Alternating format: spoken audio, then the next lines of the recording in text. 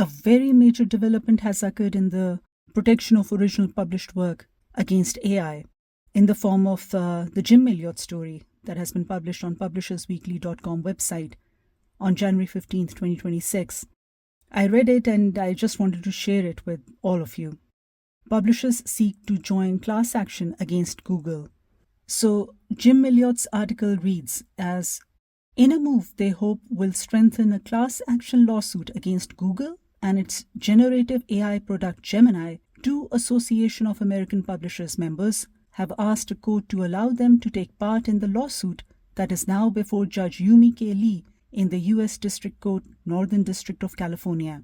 The original copyright infringement lawsuit was filed in 2023 by a group of illustrators and writers, now Cengage, an educational publishing company, and the trade publisher Hachette Book Group are asking to enter the case to represent all publishers whose rights have also been infringed by Google.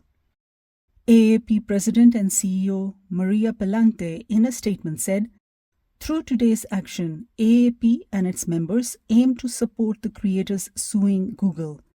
We believe our participation will bolster the case, especially because publishers are uniquely positioned to address many of the legal, factual, and evidentiary questions before the court." Now, Cengage and Hachette Book Group are both members of AAP. Now, what is AAP? Let me go to the website. AAP's website, publishers.org, says that Association of American Publishers represents the leading consumer, educational, professional, and scholarly publishers in the United States on matters of law and policy, advocating for outcomes that incentivize the publication of creative expression, professional content, and learning solutions. That is given on their website, publishers.org. Under the Data and Statistics page, they note that the U.S. publishing industry supports an extensive network of American businesses and hundreds of thousands of jobs. Publishers create $30 billion of revenue annually in the U.S. alone and are part of the broader U.S. copyright industries, which collectively add $2.09 trillion in annual value to the U.S. gross domestic product. So the statement of the AAP CEO and president is pretty big. The inclusion of these 2 publishing companies is pretty big. It's a pretty huge development. And Jim Milliot's article on publishersweekly.com website further states, Google has objected to efforts by plaintiffs to include publishers as part of the class in the class action lawsuit, claiming that adding publishers would introduce intra-class complexities. But the AAP asserts, pointing to the success that authors and publishers had in the Bartz versus Anthropic class action lawsuit, that direct participation by publishers would instead help address various issues so that the case can move forward. The Bartz versus Anthropic case was about the 3 authors who had filed a lawsuit against Anthropic, the AI company that is behind the Claude language models. And I'll tell you more about this case and the settlement a bit later in this episode. But first, I'll go through the rest of the article so that you get the gist of each and every issue that is relevant to this particular development. Jim Milliot's article further states, at the heart of the lawsuit is the charge that in the rush to build its generative AI Gemini product, Google illegally copied millions of books rather than reach licensing deals with copyright owners. The result is a Gemini product that, the complaint charges, competes directly with books in the market. The complaint states, Gemini readily produces content that substitutes for the underlying copyrighted works on which it was trained, including verbatim and near-verbatim copies of portions or entire works, replacement chapters of academic textbooks, summaries and alternative versions of famous novels, and inferior knockoffs that copy creative elements of original works. Gemini can generate a 100-page murder mystery set in a quiet seaside town filled with secrets that competes with and substitutes for an original copyrighted murder mystery on which Gemini trained. And it can do that in 20 minutes for a mere, less than $1, 39 cents. No publisher or author can compete with that.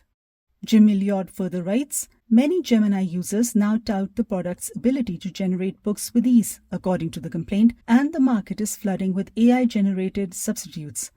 The scale and speed at which Gemini can create books and compete with human writers is unprecedented, and it can only do that because Google copied plaintiffs and the class's works to train its AI. So that's the article. Now, this case has also been covered by ChatGPTiseatingtheworld.com website, and you can follow each development in this case on that site. Now, we go to the exact complaint itself, and you'll find it on fingfx.thomsonreuters.com. That is fingfx.thomsonreuters.com. It's a 41-page document. The case number is 523 CV03440EKL. Class action complaint for violations of the Copyright Act, 17 U.S.C. subsection 1061 and 501. The case is being heard in the San Jose Division. The demand is for a jury trial. Now, this is very important because in the Bartz versus Anthropic case, there was a settlement right before the case was supposed to go to trial. So I'm just going to read the complaint. Plaintiffs Cengage Learning Incorporated and Hatchet Book Group Incorporated bring this class action complaint and demand for jury trial on behalf of themselves and all others similarly situated against Google LLC for copyright infringement through its sourcing of content for and development and operation of its generative artificial intelligence AI platform called Gemini. Plaintiffs allege as follows based on personal knowledge as to matters relating to themselves and on information and belief as to all other matters. The nature of the case is given from pages 3 to 6. 1. Vying to win the AI arms race, Google engaged in one of the most prolific infringements of copyrighted materials in history. Google believed, that's point 2, Google believed that building competitive AI required training its models on vast quantities of high-quality materials, like the millions of copyrighted written works published by plaintiffs and the class. Obtaining proper licenses from copyright holders would have been expensive and time-consuming. Faced with the choice between respecting intellectual property rights or competing in the AI race, Google chose to steal a massive body of content from plaintiffs and the class to train its AI model. Compounding the assault, Google then deployed a purpose-built service designed to generate content that directly substitutes for plaintiffs and the class's original works. 3. Plaintiffs and the class are publishers that own or control exclusive rights under copyright to millions of the world's best-known and best-selling books. Their books span the full range of human creativity, from fiction to non-fiction, poetry to travel guides, educational textbooks to memoirs and beyond. Publishers invest enormous time, money, and creative energy into developing, producing, and commercializing copyrighted books, building long histories and reputations for publishing such works over decades and even centuries. Point 4. Publishers generally hold the exclusive rights to reproduce, distribute, and publicly display physical and electronic copies of their books. They exercise these rights by making and disseminating copies of books in their catalogs and authorizing others to do so, including through robust and ever-evolving licensing markets. Point 5. Over the decades, publishers have embraced technological innovations while respecting and enhancing human creative expression. From e-readers to audiobooks to dynamic online learning platforms, publishers make the works in their catalogs available through an ever-evolving variety of formats, distribution methods, and access models. And that brings them to point 6. Google sidestepped this long-standing system designed to protect copyrights and compensate authors and publishers. Without permission or compensation, Google took plaintiffs and the class's copyrighted books and copied them repeatedly to develop Gemini. Google's decision to violate the rights of millions of copyright holders was not a one-off isolated incident, but a series of deliberate choices at every stage. Google first illegally copied plaintiffs and the class's copyrighted books, downloading them from pirated sources and extracting them from behind legitimate paywalls. to amass a massive corpus of source material. Then, to train its models, Google repeatedly copied these works without authorization, first into computer memory, then into formats its AI systems could read, and then into the training set used to build each model. Finally, with each new AI model, Google once again copied and continues to copy these training materials anew, infringing again from model to model. Point 7. The result is an AI system that competes directly with plaintiffs and the class's books in the market. Indeed, Gemini readily produces content that substitutes for the underlying copyrighted works on which it was trained, including verbatim and near verbatim copies of portions or entire works, replacement chapters of academic textbooks, summaries and alternative versions of famous novels, and inferior knockoffs that copy creative elements of original works. It even tailors outputs to mimic the expressive elements and creative choices of specific authors. Point 8. The substitute works Gemini creates go beyond mere copies of specific works. For example, Gemini can generate a 100-page murder mystery set in a quiet seaside town. I have already, this is actually mentioned in the article, this particular point, that 100-page murder mystery set in a quiet seaside town filled with secrets that competes with and substitutes for an original copyrighted murder mystery on which Gemini trained. So the point 8 is already given in the article. Point 9.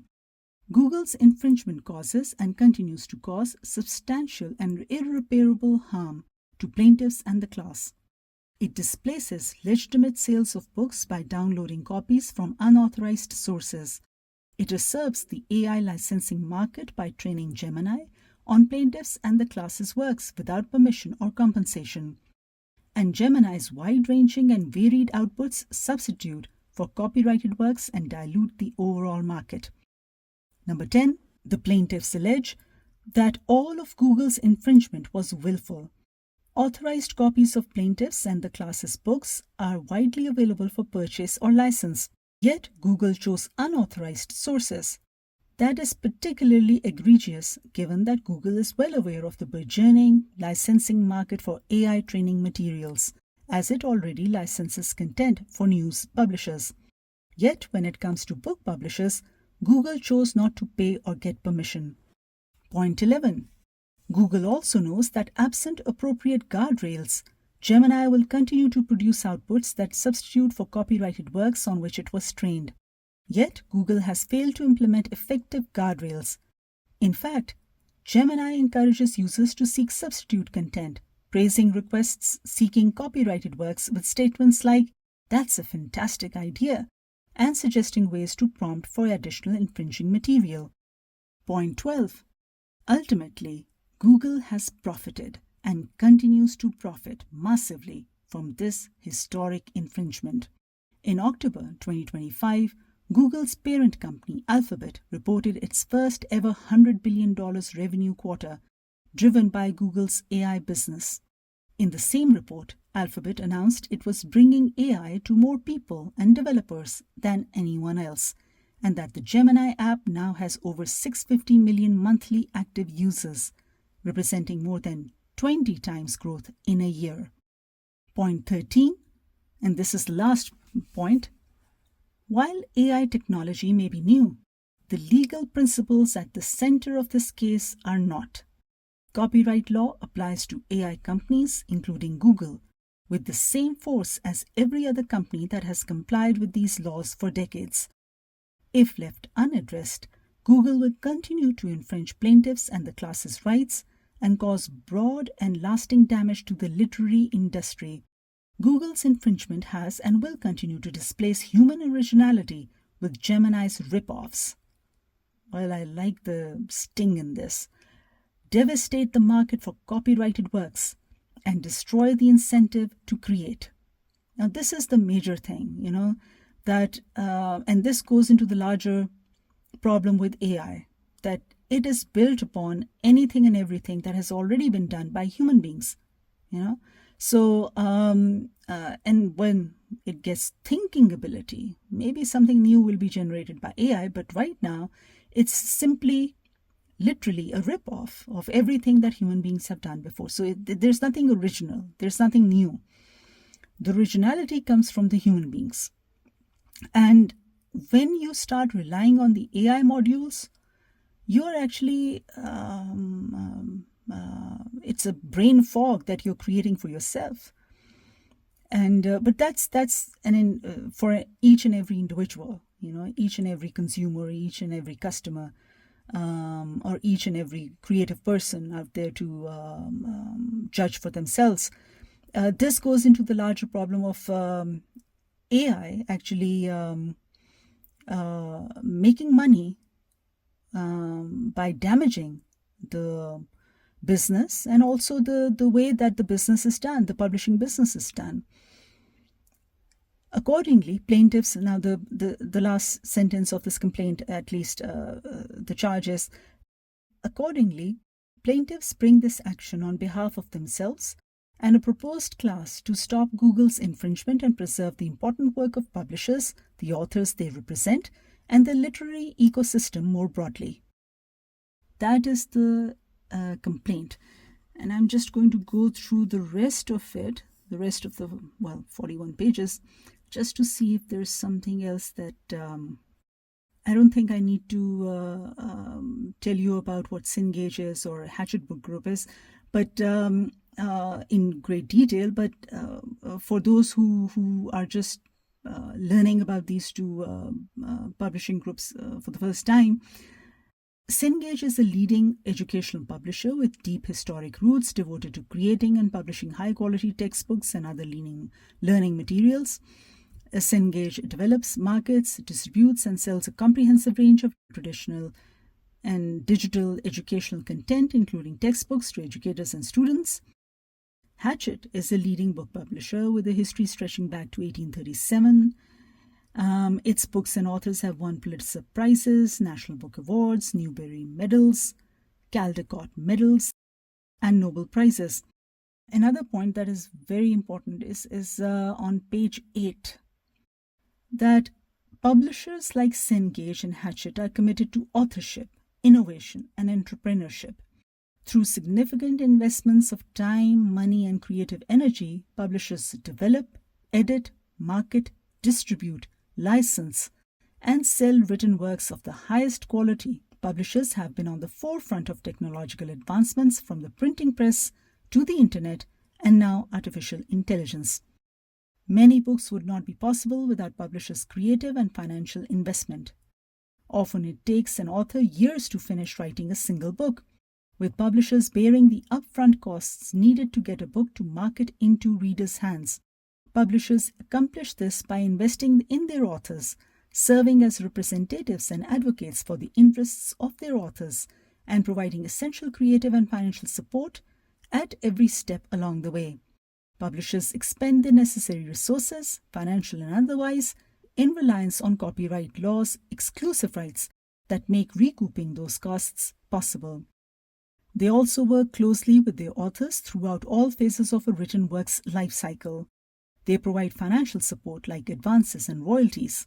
They support authors by employing literary professionals like editors who collaborate with authors on development and improvement of their works, and copy editors who help hone a book into its final form, and etc., etc. I mean, there's the art department, the illustrators, to design professionals who lay out print and digital editions, to legal departments who work with authors on pre-publication review and defending publishers' works, and on it goes. I mean, there's a lot of work, and all of it costs, and it costs to the publishers. And they want to protect not only their own interests, but also they want to protect the interests of everyone who's involved in the publishing business at every stage of the publishing business and beyond, to the marketing and the publicity departments, etc. And also to the sales teams, like they say in this complaint, that work with accounts to advocate for titles and authors, help get textbooks adopted by educators, school districts, and educational institutions, and match booksellers with the books their customers wish to purchase. To distribution channels that ensure publishers' work are stocked on shelves in warehouses and on online platforms. So AI is upending all of this. Now, this case and its whatever that happens in this case is important not just for traditional publishing houses and everyone associated with them, but also for the independent publishing houses and for the self-published authors or creative entities. So the third thing that is related to this particular story is the Bartz versus Anthropic Settlement that is also mentioned in the article written by Jim Milliot on the publishersweekly.com website. The Bartz versus Anthropic Settlement, and I'm reading from a post dated 10th November 2025 written by Dave Hansen on a legalblogs.wolterskluwer.com website. When Anthropic agreed to pay $1.5 billion, now I'm quoting from the article, the Dave Hansen article, when Anthropic agreed to pay $1.5 billion to settle a copyright lawsuit in August 2025, it became the largest copyright settlement in US history. 3 authors had sued, but nearly $500,000 ended up in the class, and a quarter of the money will go to lawyers. How did we get here? So, the background that he gives is this. In August 2024, 3 authors, Andrea Bartz, Charles Graeber, and Kirk Wallace Johnson filed a lawsuit against Anthropic, the AI company behind the Claude language models. They claimed Anthropic had downloaded millions of copyrighted books from shadow libraries like Library Genesis, LibGen, and pirate library mirror, Pilime, to train its AI systems. Court documents showed Anthropic downloaded over 7 million books from these pirate sites, in part to use as training data for its AI development. It also bought and scanned millions more for the same purpose. Initially, the lawsuit attacked the entire practice of using copyrighted works to train AI. But in June 2025, Judge William Alsup of the Northern District of California split the baby. He ruled that Anthropic's use of legally acquired books for AI training was quintessentially transformative and protected as fair use, but simultaneously held that downloading and keeping pirated copies was not fair use, and strongly suggested that he would find such uses to be straight-up infringement. This split decision left Anthropic partially vindicated on the big question of AI training, but still facing massive liability for downloading books from LibGen and similar sources. Then came a procedural decision that really changed the trajectory of the suit. In August 2025, Judge Alsup certified the case as a class action, defining the class to include all beneficial or legal copyright owners of the exclusive right to reproduce books of any book in the LibGen or Pilime datasets that met his criteria. As the Authors Alliance, that is the organization that Dave Hansen belongs to, observed, nobody had asked for this exact class definition. The judge invented it himself, sweeping in not just authors but publishers, estates, and anyone else with reproduction rights. This certification turned 3 individual authors into representatives of thousands of rights holders into a mega lawsuit representing nearly 500,000 works, with statutory damages potentially reaching $150,000 per work. Anthropic was suddenly staring down the barrel of theoretical liability exceeding $70 billion. By late August 2025, with trials set for December, the parties blinked. They announced a settlement that would eventually be preliminarily approved in September, covering 482,460 books that made it through the class definitions filters. So interesting times ahead, and it's only January.